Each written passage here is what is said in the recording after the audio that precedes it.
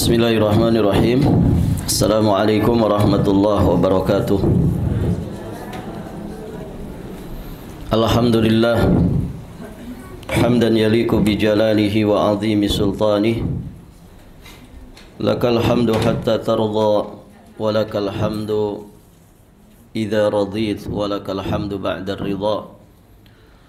Asyhadu an la ilaha illallah wahdahu rabbi la syarika lah. Wa asyhadu anna Muhammadan abduhu wa rasuluh, amma ba'd. Allahumma inna nas'aluka ilman nafi'an wa rizqan tayyiban wa amalan mutaqabbala. Allahumma 'allimna ma yanfa'una wanfa'na bima 'allamtana wa zidna min 'ilmika wa karamika wa judika ya dzal jalali wal ikram. Innaka ala kulli syai'in qadir wa bil ijabati jadir. Para hadirin, akhwat wa ummahat fillah, rahimani wa rahimakumullah. Alhamdulillah, kita bersyukur kepada Allah Subhanahu wa taala. Pada hari ini kita sudah masuk di tanggal 24 Rabiul Akhir 1447 Hijriah. Alhamdulillah, kita akan melanjutkan pembahasan dan pembacaan kitab Syahsiyah Al-Mar'ah Al-Muslimah Kama Yasuquha Al-Islamu fil Kitabi was Sunnah, karya Syekh Dr. Muhammad Ali Al-Hashimi hafizahullahu ta'ala wa ra'ah. Kita masih di pembahasan bab kedua berkaitan dengan al-mar'atul muslimatu ma'a nafsiha, wanita muslimah dan kewajiban memelihara diri. Apa yang mesti dipelihara pada diri seorang manusia? Manusia itu terdiri dari tiga unsur. Ada unsur fisik dari ujung rambut sampai ujung kaki. Ada unsur hati, batin. Ada unsur badan. Ada unsur pikiran atau jiwa. Maka tiga ini mesti dipelihara. Ada fisik. Tadi apa fisik itu, Bu? Tubuh kita ini dari ujung rambut sampai ujung kaki. Ada unsur jiwa atau hati. Kemudian ada unsur pikiran atau akal. Nah, tiga-tiga ini harus dipelihara, dijaga, diberikan haknya. Nah, kita masih di pembahasan tentang jisim. Bagaimana seorang muslimah memelihara jisimnya, yakni fisiknya. Beberapa poin sudah dibahas. Di antaranya sederhana dalam makan dan minum, karena itu bermanfaat bagi tubuh kita. Yang kedua, rajin berolahraga. Yang ketiga, berbadan dan berpakaian bersih. Kemudian yang keempat, perhatian sama mulut dan giginya. Mulutmu kesan pertama dirimu, begitu kan? Yang kelima, merawat keindahan rambut, bukan untuk dipamerkan ke suami orang, tapi hanya untuk dipamerkan ke suami sendiri. Dan tentu menjaga kesehatan. Sampai situ ya? Ya, sampai poin 5 sudah? Poin 6 sudah? Ya, berarti sampai poin 5. Sampai situ betul, Ibu? Barakallahu fiikum. Berikutnya, di antara poin penting di dalam memelihara fisik bagi seorang muslimah adalah hasanatul hay'ah, berparas menarik, berpenampilan cantik. Karena perempuan ya cantik, gak ada perempuan ganteng ya. Taib, ibu-ibu yang dirahmati Allah, dikatakan di sini bukan suatu hal yang baru jika wanita muslimah yang benar-benar sadar akan ajaran agamanya, dia akan sangat memperhatikan pakaian dan penampilannya, serta berusaha berparas menawan tanpa harus dengan tabarruj, tanpa harus dengan bersolek, tidak juga berlebih-lebihan, yang tentunya menyenangkan jika dilihat oleh suami, oleh anak-anaknya, juga oleh maharimnya, juga oleh wanita muslimah lainnya. Artinya yang memang boleh melihat dirinya, kan begitu. Dia tidak akan pernah memperlihatkan diri kepada orang-orang yang diperbolehkan melihatnya dengan paras acak-acakan, serba semerawut. Jadi selalu menjaga penampilan, sehingga ketika ada orang-orang di sekitarnya, para maharimnya atau siapapun yang memang boleh melihat penampilannya, dia selalu dalam penampilan yang baik, barakallahu fikum, tidak acak-acakan, tidak semerawut. Jadi jangan berpenampilan dekil and kumel ya. Dekil dan kumel. Tetapi sebaliknya, senantiasa berdandan dengan rapi, berparas menarik sesuai dengan yang diajarkan Islam, yang senantiasa mengajak kepada penampilan baik dan menarik serta berhias diri. Tentu barakallahu fikum, bukan hanya bagi muslimah saja, bukan hanya bagi para istri saja, suami pun demikian. Walaupun tentu dandanan suami dengan dandanan istri itu berbeda. Begitu ya. Allah Subhanahu wa taala berfirman di surat Al-A'raf ayat 32.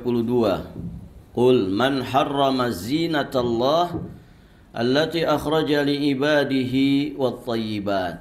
Katakanlah, siapakah yang mengharamkan perhiasan dari Allah yang telah Dia keluarkan untuk para hambanya dan juga rezeki-rezeki yang baik. Ketika menafsirkan ayat ini, Imam Al-Qurtubi rahimahullahu ta'ala, beliau menyampaikan, diriwayatkan makhul dari Ibunda Aisyah radhiyallahu ta'ala anha, bahwasanya beliau berkata, beberapa orang dari sahabat Rasulullah sallallahu alaihi wasallam pernah menunggu Nabi di depan pintu. Lalu beliau pun keluar menemui mereka.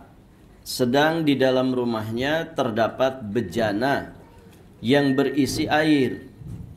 Nah, sebelum menemui mereka, beliau bercermin dulu ke air. Beliau bercermin ke air tersebut dan merapihkan jenggot serta rambutnya. Cermin zaman dulu ya. Barakallahu fikum.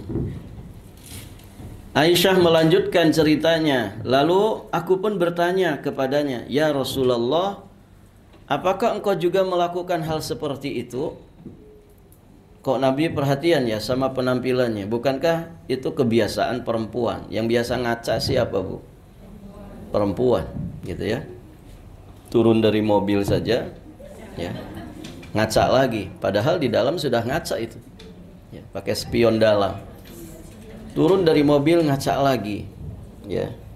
Jadi kalau ketemu yang bisa bercermin, dia akan bercermin gitu ya. Taib. Nah, Ibunda Aisyah sempat kaget. Apakah engkau juga melakukan hal seperti ini? Maka ibu yang dirahmati Allah, beliau menjawab, benar.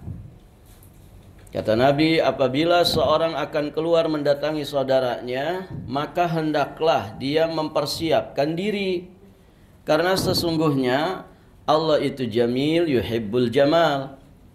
Allah itu maha indah dan mencintai keindahan. Masya Allah. Nabi saja begitu.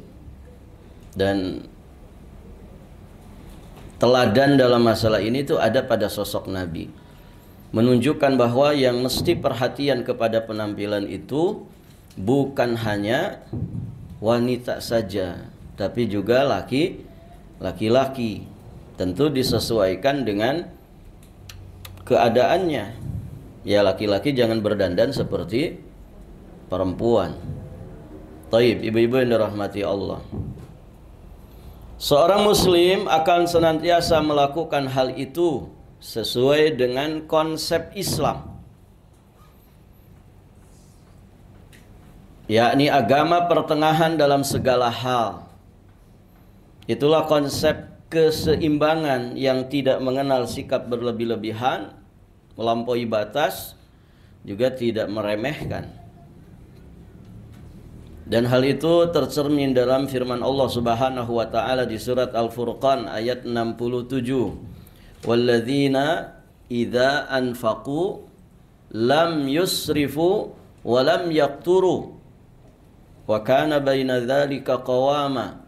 Dan orang-orang yang apabila membelanjakan harta, mereka tidak berlebih-lebihan, tidak pula kikir, tetapi berada di tengah-tengah antara keduanya. Begitu Islam membimbing kita. Nah, dalam berdandan juga demikian, tidak berlebih-lebihan, juga tidak kikir. Berlebih-lebihan bagaimana? Misalkan memaksakan diri, ya, penghasilan suami, misalkan 1 bulannya cuma 5 juta, ya, tapi ternyata belanja skincare istrinya 10 juta, ya. Itu namanya apa, Bu? Lebay, ya, berlebih-lebihan. Tidak boleh, kasihan suaminya. Kan ada ya yang cuman ngerawat wajah saja ratusan juta tiap bulan. Itu wajah saja, belum pedikur, manikur, tikukur, gitu ya.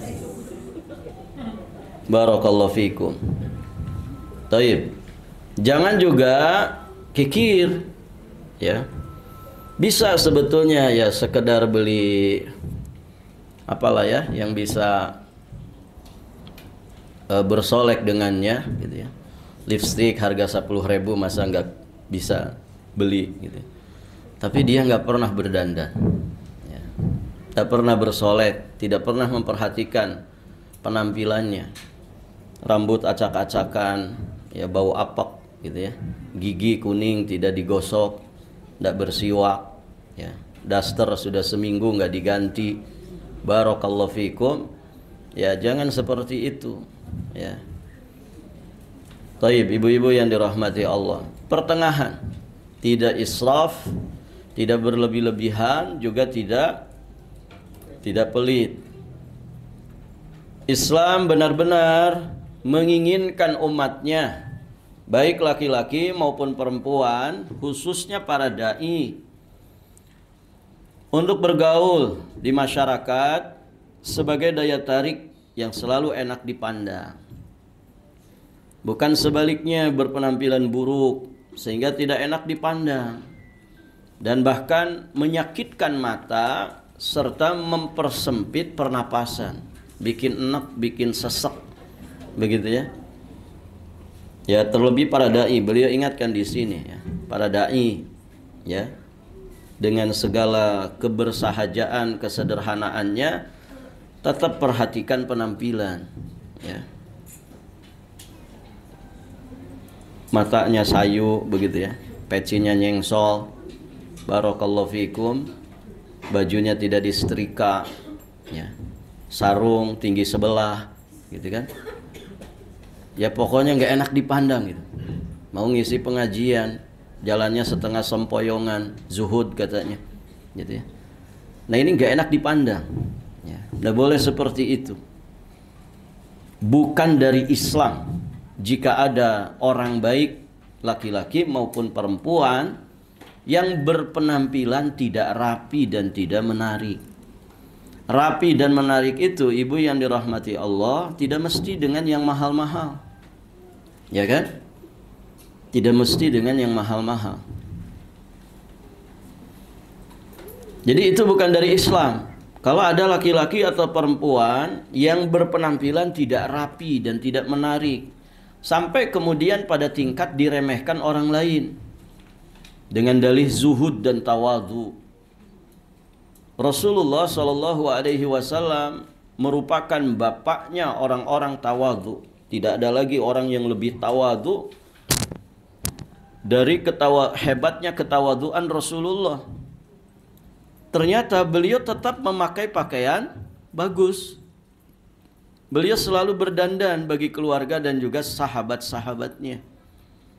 Bahkan menganggap penampilan menawan dan menarik itu merupakan pengejauhan tahan bagi nikmat Allah Subhanahu wa ta'ala.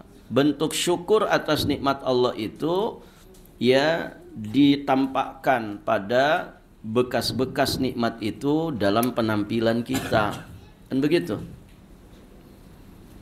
Di dalam hadis yang derajatnya hasan diriwayatkan oleh Imam At-Tirmidzi dan juga Imam Al-Hakim, Nabi sallallahu alaihi wa alihi wasallam beliau bersabda, "Innallaha yuhibbu an yura atharu ni'matihi ala 'abdi." Sesungguhnya Allah itu senang melihat athar. Allah itu senang melihat pengaruh nikmatnya yang diberikan kepada hamba-hambanya. Begitu. Artinya gini ibu, kalau orang itu punya keberlimpahan, punya kemampuan, jangan pura-pura miskin. Ya, jangan pura-pura miskin. Kalau masih bisa nyetrika di rumah, ya setrika baju itu. Ya. Jangan pura-pura miskin. Karena Allah itu senang melihat bekas-bekas nikmatnya itu yang Allah berikan pada seorang hamba. Dalam buku Ibnu Sa'ad yang berjudul Tabaqat atau Tabaqat disebutkan sebuah hadis dari Jundub bin Makith radhiyallahu taala anhu, di mana beliau bercerita apabila Rasulullah sallallahu alaihi wasallam kedatangan utusan, maka beliau senantiasa mengenakan pakaian yang terbaik dan menyuruh para sahabatnya untuk melakukan hal yang sama. Masya Allah. Mau jamu tamu, mau jamu para utusan, ya beliau memperhatikan penampilannya, juga perintahkan kepada para sahabat, kalian harus berpenampilan baik. Barakallahu fikum. Jadi Islam itu punya izzah. Islam itu punya izzah. Jangan kemudian kesan Islam itu jorok, bau, dekil, kumel, gitu ya. Tidak tahu cara merawat diri. Ya, jangan seperti itu. Islam itu agama yang paling detail di dalam menjelaskan tentang kebersihan, keresikan, kesucian. Ya. Taib, ibu-ibu yang dirahmati Allah. Sedangkan aku sendiri pernah melihat Rasulullah Shallallahu Alaihi Wasallam ketika kedatangan utusan dari Kindah. Pada saat itu beliau mengenakan pakaian khasnya negeri Yaman. Hal yang sama juga dilakukan oleh Abu Bakar As-Siddiq, juga Umar ibn Khattab radhiyallahu taala anhum. Insyaallah, ibu-ibu yang dirahmati Allah. Jadi beliau pakai pakaian yang terbaik ya ketika menyambut tamu, menyambut para utusan. Dan itu menjadi keteladanan bagi para sahabat yang lainnya, juga bagi umatnya. Diriwayatkan oleh Imam Ibnul Mubarak, Imam At-Tabrani, Baihaqi dan yang lainnya, dari Umar radhiyallahu taala anhu, beliau bercerita, aku pernah melihat Rasulullah sallallahu alaihi wasallam diambilkan baju baru, lalu beliau mengenakannya. Ketika mengenakannya baru sampai tulang di atas dadanya, beliau kemudian berdoa, bertahmid, bersyukur atas rezeki baju ini. Apa yang diucapkan Nabi?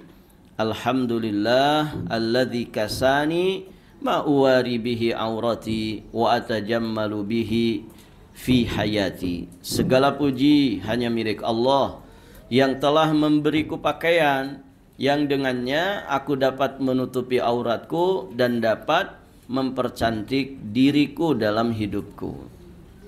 Berarti pakaian ini, barakallahu fikum, ya mesti disyukuri ya, karena pakaian itu nih nikmat. Ibu, siapa yang ngasih pakaian ke kita? Allah Azza wa Jalla. Dulu kita lahir sudah berpakaian? Tidak pakai pakaian. Nanti kita juga mati nggak pakai pakaian, cuman 3 helai kain kafan, kan begitu. Jadi apa yang kita pakai selama ini, bahkan mungkin ibu-ibu punya stok baju itu sampai 3 lemari, begitu ya. Barakallahu fikum. Belum stok sepatu, sendal, gitu ya. Ada orang itu koleksi yang gitu-gituan sampai 1 ruangan sendiri, gitu ya. Masya Allah, ibu yang dirahmati Allah. Yang terpenting dari itu mensyukurinya, ya, bersyukur kepada Allah atas nikmat yang Allah Subhanahu wa taala berikan ini. Nah, ini juga poin penting ya. Tadi pakai baju baca doa enggak ibu?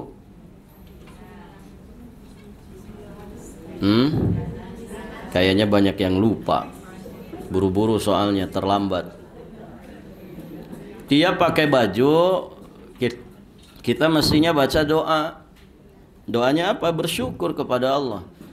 Bisa dengan doa ini nih yang barusan dibahas, alhamdulillahilladzi kasani ma uwari bihi aurati wa atajammalu bihi fi hayati.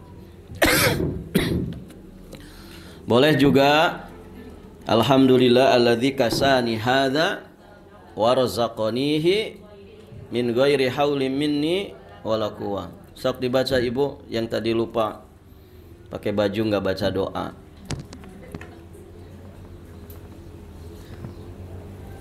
Alhamdulillah. Coba bareng-bareng. Alhamdulillah alladzi kasani hadza wa razaqanihi min ghairi haulin minni wala quwwah. Bersyukur kepada Allah karena dulu kita lahir nggak pakai baju. Sekarang Masya Allah 2 lemari, 3 lemari baju ya. Taib, ibu-ibu yang dirahmati Allah, selama mempercantik diri tidak melampaui batas, maka hal itu termasuk perhiasan yang baik yang dibolehkan dan dianjurkan Allah bagi para hambanya. Sebagaimana firman Allah Subhanahu wa taala, ya bani Adam khudhu zinatakum inda kulli masjid wa kulu washrabu wa la tusrifu innahu la yuhibbul musrifin. Wahai anak Adam, pakailah pakaianmu yang indah di setiap kali memasuki masjid. Makan dan minumlah dan janganlah berlebih-lebihan. Sesungguhnya Allah tidak menyukai orang-orang yang berlebih-lebihan. Qul man harrama zinatallah allati akhraja li ibadihi wat thayyibat. Katakanlah, siapakah yang mengharamkan perhiasan dari Allah yang telah dikeluarkannya untuk para hambanya, dan siapakah yang mengharamkan rezeki yang thayyib? Katakanlah, sesungguhnya itu disediakan bagi orang-orang yang beriman dalam kehidupan dunia, khusus untuk mereka di hari kiamat. Masya Allah. Ibu yang dirahmati Allah, Demikianlah kami menjelaskan ayat-ayat itu bagi orang-orang yang mengetahuinya. Artinya, di dunia ini Allah memfasilitasi orang-orang beriman untuk tajammul, untuk memperindah dirinya dalam batasan-batasan yang telah ditetapkan, gitu ya.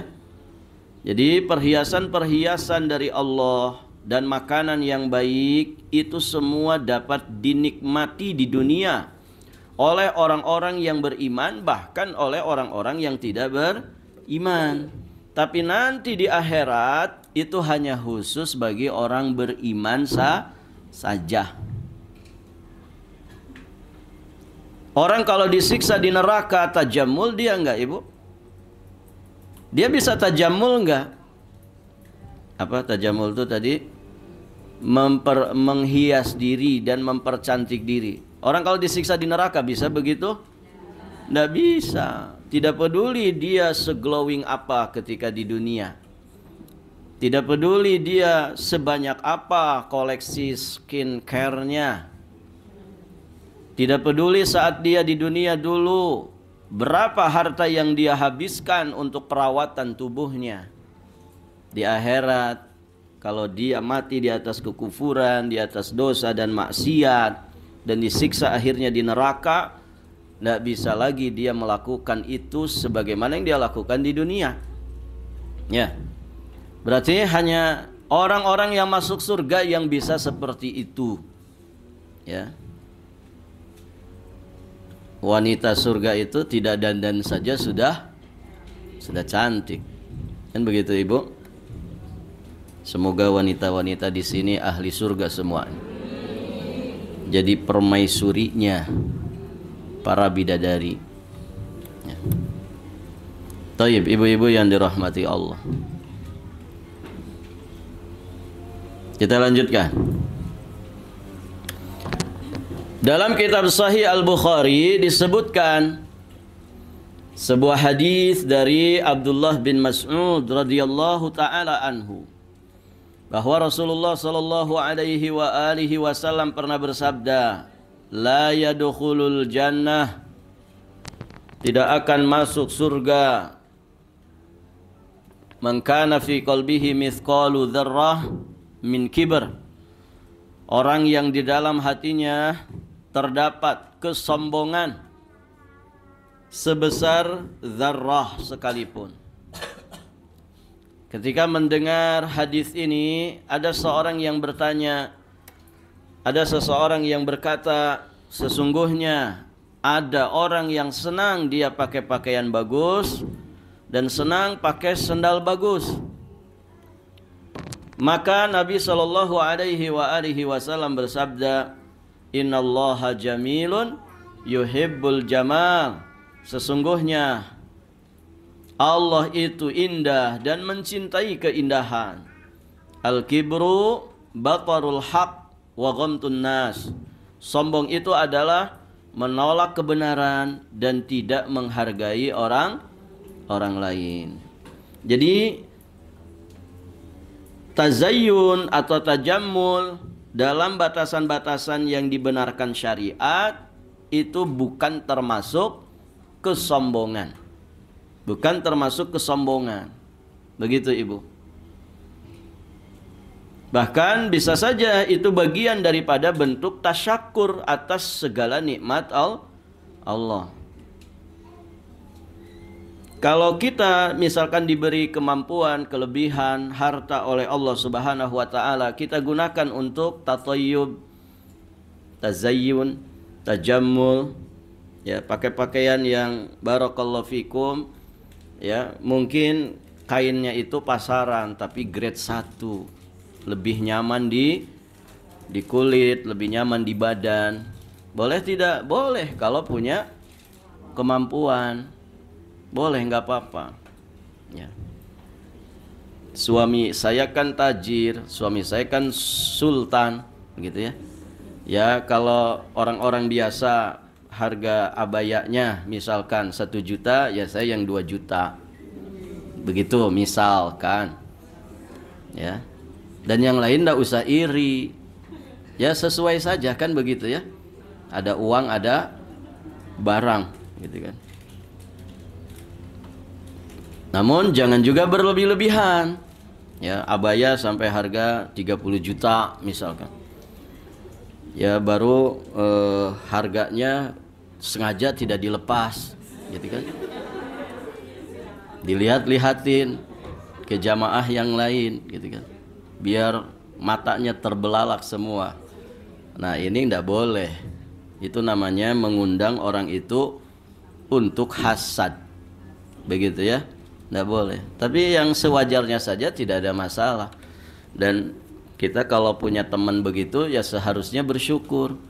Alhamdulillah ikut senang, ikut bahagia, gitu ya. Malah kita juga mendoakan kan begitu. Nah begitu ibu-ibu yang dirahmati Allah. Kalau orang itu tasnya harganya misalkan yang 100.000, ada orang yang mungkin punya kelebihan harta, tasnya lebih bagus, lebih menarik, dia harganya 1 juta, ya tidak ada masalah. Ya, yang jadi masalah kalau kemudian kita masuk di kerumunan orang yang rata-rata menengah ke pinggir, gitu ya. Tiba-tiba kita bawa tas, ya, yang harganya 1 miliar, gitu ya. Nah itu yang masalah. Itu namanya orang sedang pamer, sosialita, gitu kan. Taib, ibu-ibu yang dirahmati Allah.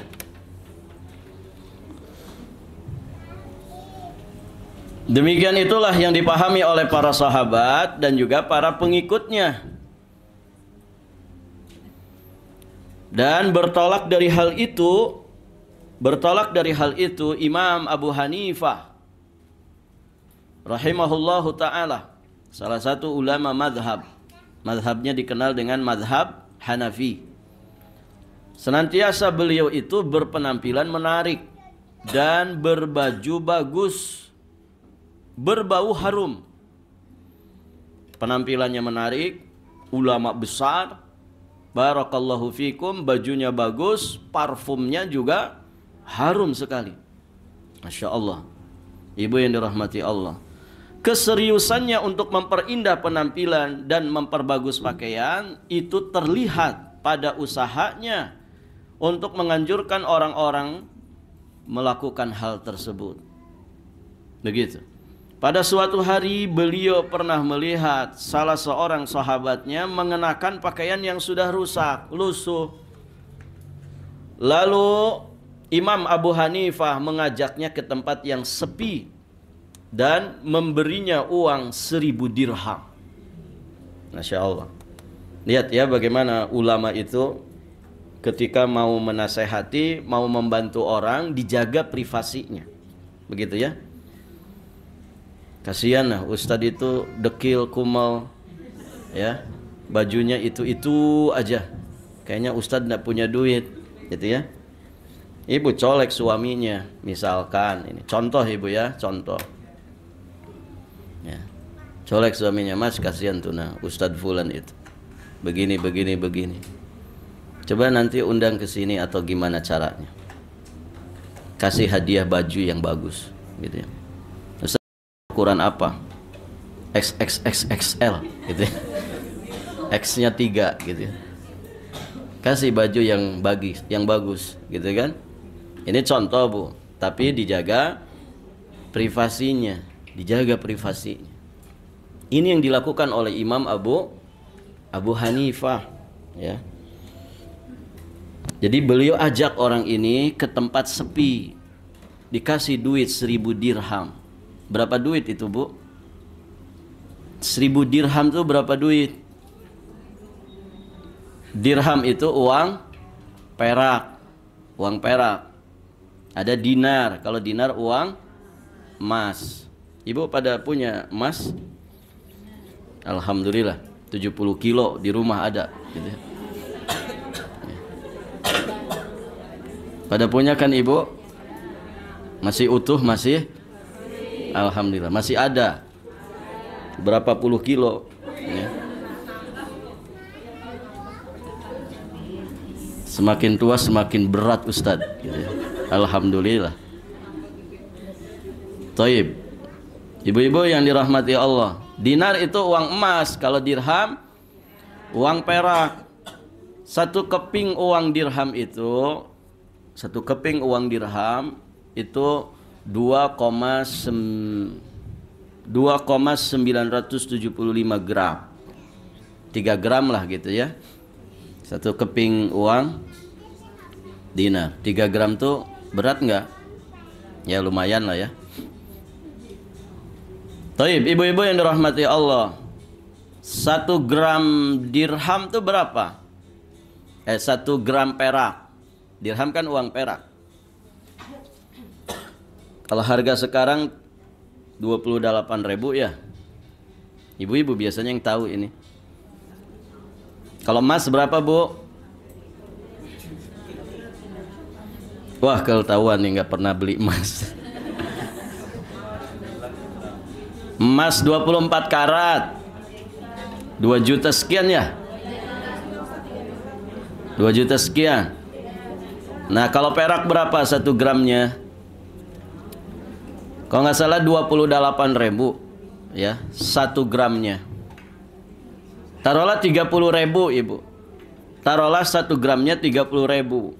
Tadi 1 keping uang dirham itu taruhlah 3 gram. Kalau Imam Abu Hanifah ngasih orang ini 1.000 dirham, berarti berapa gram tuh? Kali 3 gram, 3.000 gram perak. Banyak atau sedikit itu? Banyak. Ya. 3 kilo itu. Nah, kalau 1 gramnya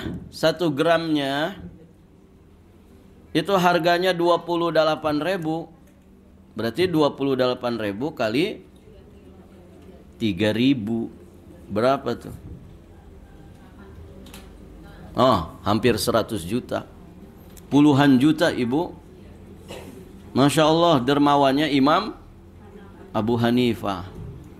Ya, ngasih buat baju saja sampai puluhan juta, gitu ya. Itu bisa beli langsung pabrik-pabriknya itu ya. Ya. 1 konveksi bisa dibeli. Masya Allah. Jadi diajak ke tempat yang sepi, kemudian dikasih uang 1.000 dirham untuk supaya orang ini memperbaiki penampilannya. Tiba-tiba sahabatnya itu berkata, aku ini loh orang kaya, hidupku senang, sama sekali aku tidak butuh uang 1.000 dirham. Akhirnya Imam Abu Hanifah pun berkata, sesungguhnya Allah senang melihat asar nikmatnya, pengaruh nikmatnya yang diberikan kepada hambanya. Beliau bacakan hadis tadi, innallaha yuhibbu an yura atharu ni'matihi ala abdih. Artinya apa? Di sini Imam Abu Hanifah menasehatinya, kalau kamu itu orang kaya, kalau kamu itu orang mampu, ya, kenapa tidak berpenampilan yang baik? Ya. Kenapa penampilanmu seperti orang miskin padahal kamu itu orang kaya? Bisa dipahami, Ibu? Nah, begitu.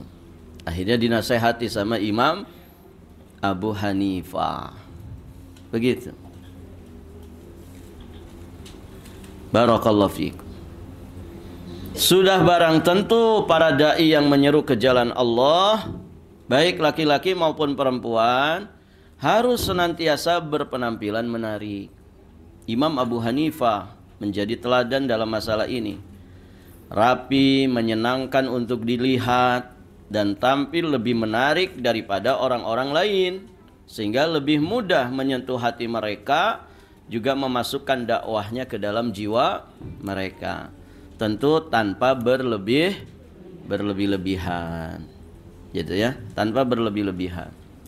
Karena terkadang ketika yang nempel-nempel di badan kita ini berlebih-lebihan, seringkali mengganggu suasana hati.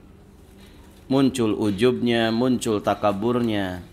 Ya, tengah-tengah saja, disesuaikan dengan keadaan diri kita. Bahkan mereka itu dituntut untuk berpenampilan seperti itu, meskipun tidak sedang berada di tengah orang-orang banyak. Karena penyeru ke jalan Allah harus senantiasa memperhatikan penampilan. kebersihan badan, pakaian, kuku, rambut, meski sedang berada dalam kesendirian. Hal itu dilakukan sebagai upaya memenuhi seruan fitrah yang sehat yang diberitahukan Rasulullah sallallahu alaihi wasallam di dalam sabdanya tentang sunnah-sunnah fitrah. Terdapat di Sahih Bukhari juga Sahih Muslim. Kata Nabi, khamsun minal fitrah, al-khitanu wa halqul anati wa natful ibti wa taqlimul adfari wa qassus syaribi. 5 perkara yang merupakan bagian dari sunnah fitrah. Pertama apa? Khitan. Yang kedua, mencukur bulu kemaluan, jangan dibiarin lebat, ya. Kemudian mencabut bulu ketiak, ya, bulu ketiak jangan dibiarin gondrong, gitu ya, harus dicabutin dan rutin itu ibu, ya, apalagi perempuan, ya, apalagi perempuan. Ya. Kemudian potong kuku, yang kukunya panjang, ibu. Periksa kukunya, ya. Di sekolah SD kan begitu ya, sebelum masuk periksa kuku, yang kukunya panjang, ya, kukunya panjang hitam-hitam lagi, gitu kan. Nah ini berarti tidak memperhatikan sunnah fitrah. Dipotong ibu ya, dan dipotong itu semuanya tanpa kecuali. Jangan nyempilin satu kelingking, misalkan sengaja dipanjangin. Buat apa?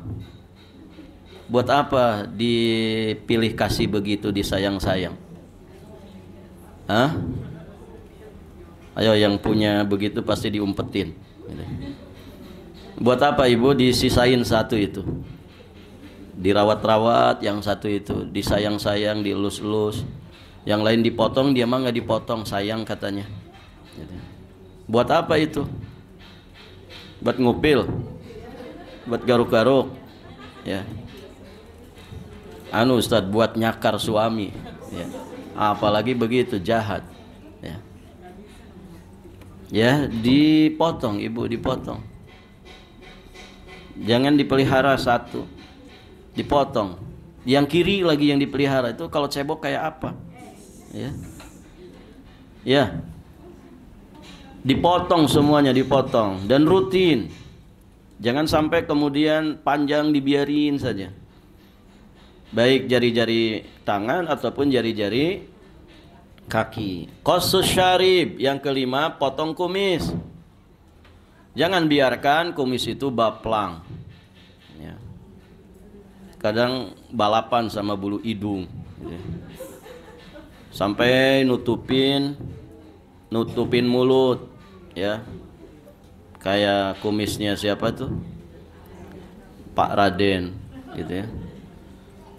Jangan, dirapihkan, ditipiskan, itu sunnah fitrah.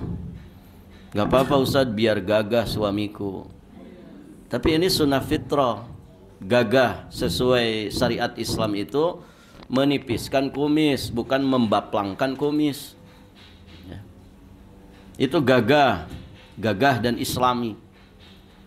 Barakallahu fikum. Dengan demikian, memelihara keindahan fitrah kemanusiaan ini termasuk hal yang dicintai oleh agama Islam dan oleh setiap orang yang memiliki karakter lembut dan citra rasa yang sehat. Ini perhatikan sunnah fitrah ini ibu ya. Dan Masya Allah, tidak ada agama yang mengajarkan kebersihan sedetail ini. Barakallahu fikum. Ada tukang laundry di Amerika kah apa di mana ibu? Dia sampai akhirnya masuk Islam. Gara-gara apa? Gara-gara baju laundryan. Jadi kalau itu di lingkungan kampus ya.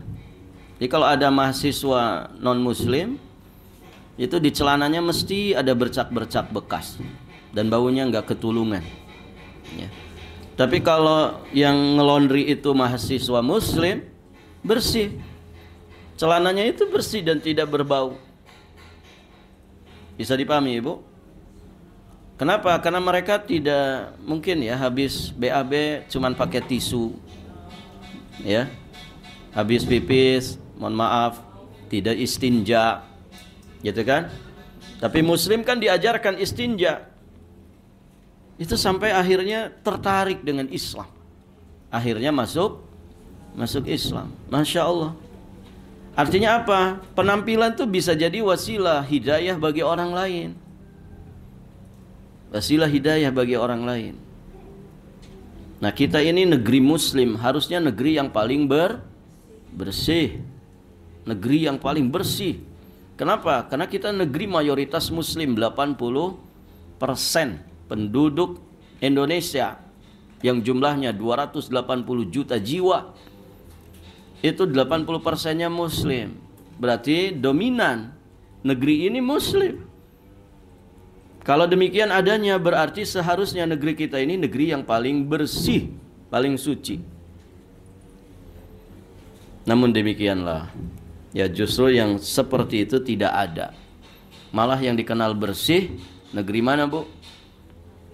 Negeri yang mayoritasnya mungkin orang-orang di luar Islam. Ya, di Singapura katanya terkenal bersihnya.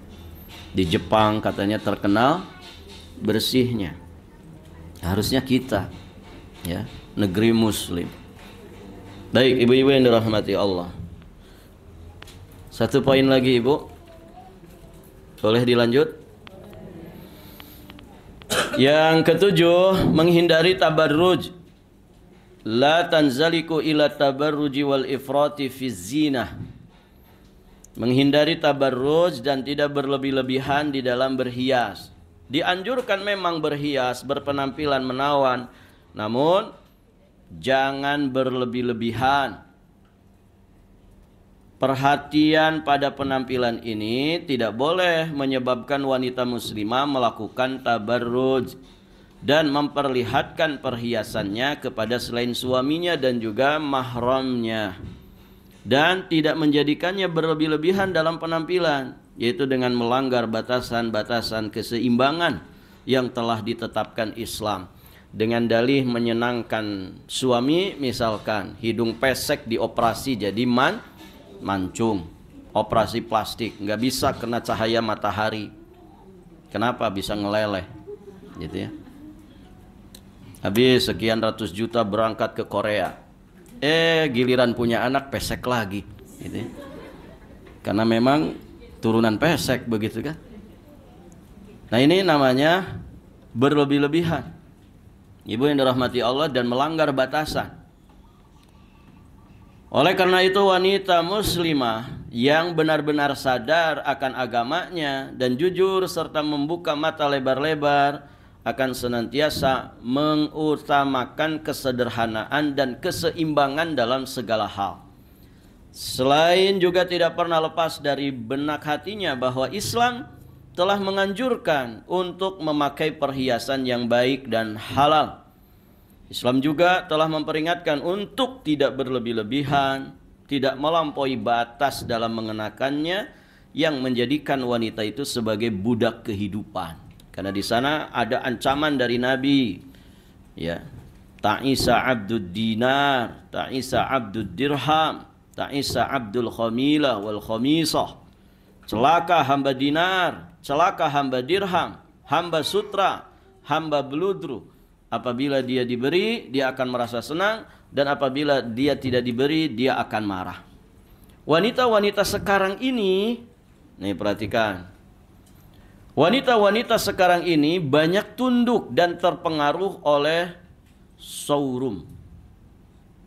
Apa showroom itu ibu? Show, pertunjukan. Room, ruangan, ruang pertunjukan. Betul bu? Ada showroom mobil, showroom motor, kan begitu. Ada juga showroom pakaian mungkin, ya, maupun toko-toko pakaian. Sehingga wanita kaya di antara mereka sering berganti-ganti pakaian mahal, Mereka telah terjerumus ke dalam penghambaan diri terhadap materi yang sudah sejak dari awal telah diwanti-wanti oleh Rasulullah Sallallahu Alaihi Wasallam. Mereka ini senantiasa mendekati tepi jurang kesengsaraan yang mematikan, yang dapat memerosokkan mereka ke dalam penghambaan kepada pakaian-pakaian mewah, perhiasan-perhiasan yang mahal, yang sudah melampaui batasan keseimbangan dan kesederhanaan yang telah ditetapkan Islam, sehingga menyimpang dari tujuan penciptaan mereka di dunia. Jadi jangan berlebih-lebihan, ya, jangan berlebih-lebihan. Di antara malapetaka besar yang menimpa banyak muslimah pada zaman ini adalah senangnya mereka berlomba-lomba di dalam memakai pakaian mewah dan ngoleksi pakaian termahal pada saat pernikahan. Ya, kadang di luar pernikahan juga gitu ya. Barakallahu fikum. Ibu saya pernah diceritakan ada pengajian emak-emak gitu ya. Itu kalau diskusi itu seputar brand gitu ya. Brand ya. Abayanya merek apa, Bu? Ya. Berapa harganya? Kalau tas pakai tas apa? Begitu ya. Beli emas ini di mana gitu. Perhiasan ini di mana? Itu sampai ada ibu-ibu curhat ya. Jadi kayak nggak bisa bergabung di situ. Kenapa? Karena high class kata orang gitu ya. Ibu-ibu sosialita, iya kan? Nggak nyambung ya. Kalau ibu-ibu yang menengah ke pinggir itu kan nggak nyambung, ini ngomong apa orang-orang ini gitu kan. Jadi bukan murojaah pelajaran, bukan mendiskusikan pelajaran begitu ya, tapi ya begitu obrolannya, sampai pada minder orang-orang yang tidak seperti mereka ini. Nah, ini jangan sampai terjadi, Ibu ya. Ya, mudah-mudahan ibu-ibu di sini mah tidak seperti itu gitu ya. Ini mah yang di sana kayaknya gitu ya. Barakallahu fikum. Nah, itu jangan sampai seperti itu. Jadi ke pengajian tuh kayak jadi ajang untuk memamerkan barang, pakaian, ya, perhiasan. Jangan begitu. Kita ini ngaji untuk cari ridho Allah, bukan ngaji untuk pamer-pamer abaya, untuk pamer-pamer tas, pamer-pamer HP yang harga puluhan juta, gitu ya. Jangan, gitu ya. Walaupun ibu punya banyak perhiasan emas di rumah, ya pakai sewajarnya saja. Nggak, mohon maaf ibu ya, kalau tidak wajar dipakai malah jadi norak. Ya, orang itu jadi enak. Ke pengajian saja nih rencem begitu ya, perhiasan. Ya, jari semuanya dipakein, ya. Gelang dipakein gitu. Kang kalung dipamerin. Ini panas ya AC-nya, dibukain sama dia. Ternyata gitu ya. Ibu ya, jangan seperti itu. Kasihan lah orang-orang yang tidak seperti itu. Akhirnya mereka hasad. Ya, ini mau ngaji atau mau hasad-hasadan gitu ya. Kita kan mau ngaji. Ya. Nah, di acara resepsi pernikahan itu berubah menjadi tempat pameran pakaian. Ini kan di nikahan ya. Tapi tadi cerita saya, ini terjadi ajang pamer pakaian perhiasan itu ternyata di majelis pengajian. Na'udzubillah ya. Yang semakin memperketat persaingan hingga benar-benar telah berlebih-lebihan dan melakukan pemborosan yang semuanya jauh dari sendi-sendi pemikiran yang sehat, jauh dari yang namanya keseimbangan. Fenomena ini muncul secara jelas pada saat pengantin mengenakan semua gaunnya yang jumlahnya sampai 10 buah. Allahu Akbar. Ya. Yang dikenakannya secara bergantian. Berarti mungkin 2 jam sekali ganti baju. Gitu. Di mana setiap kali mengenakan gaun baru, sang pengantin memamerkan gaunnya kepada para tamu. Persis seperti apa yang dilakukan oleh peragawati di barat. Penyelenggara resepsi itu tidak sadar bahwa di antara tamu tersebut ada dari kalangan orang miskin yang tidak mampu membeli pakaian bernilai mahal itu, sehingga mereka akhirnya merasa tersinggung dan sedih, memancing kecemburuan, kedengkian, iri hati terhadap penyelenggara acara pernikahan ini dan keluarganya, ya. Juga terhadap orang-orang kaya seperti mereka yang hidup dalam kesenangan dan kemewahan. Mungkin ini di kalangan tertentu ibu ya, di kelas-kelas tertentu memang begitu adanya. Tapi kalau kelas-kelas kita paham lah ya, kalau pengantin tuh pakai baju bagus, ya itu sewaan, gitu kan. Pakai jas bagus itu biasanya sewaan. Kenapa? Karena banyak gitu ya jasa-jasa sewa baju pengantin. Ya, barakallahu fikum. Mungkin sebagiannya iya punya, tapi galibnya begitu. Artinya apa? Kalau sudah selesai acara ya dilepas, dikembalikan. Baik, ibu yang dirahmati Allah, hal ini tidak akan pernah terjadi jika acara pernikahan itu dilaksanakan dengan penuh kesederhanaan. Fenomena di atas jelas bertentangan dengan jiwa Islam yang selalu menjunjung tinggi kemudahan, menjunjung toleransi, keseimbangan, kesederhanaan, juga melarang untuk berbuat berlebih-lebihan, boros dan juga sombong. Tidak diragukan lagi, wanita muslimah yang benar-benar sadar akan petunjuk agamanya, dia akan terhindar dari keterporosokan di dalamnya, karena telah dibentengi dengan petunjuk agamanya yang agung, serta berpegang pada prinsip keseimbangan, kesederhanaan yang telah dibawa oleh ajaran Islam yang penuh dengan toleransi. Begitu ibu. Artinya ya sewajarnya saja. Bisa kita beli yang lebih mahal, silahkan kalau memang punya kemampuan, tapi jangan berlebih-lebihan. Lebih baik disodakohkan, ya kan ibu? Insya Allah nanti jadi pakaian kita di surga Allah. Ada pintu di surga namanya babus sedekah, ya, pintu yang akan dimasuki oleh ahli sedekah. Begitu. Barakallahu fikum. Baik ibu yang dirahmati Allah, alhamdulillah sampai di sini saja pelajaran kita. Insyaallah taala kita lanjutkan di kesempatan berikutnya. Nanti di kesempatan berikutnya kita akan bahas setelah memelihara, menjaga fisik tubuh, maka berikutnya menjaga pikiran. Karena 3 unsur manusia ini penting ibu ya, dirawat, dijaga. Makanya kan Syekhul Islam Ibnu Taimiyah rahimahullahu ta'ala menjelaskan bahwa olahraga itu ada 3. Sudah pernah kita bahas ya. Olahraga apa saja tuh bu? Fisik, ada olahraga hati, ada olahraga pikiran. Itu ya.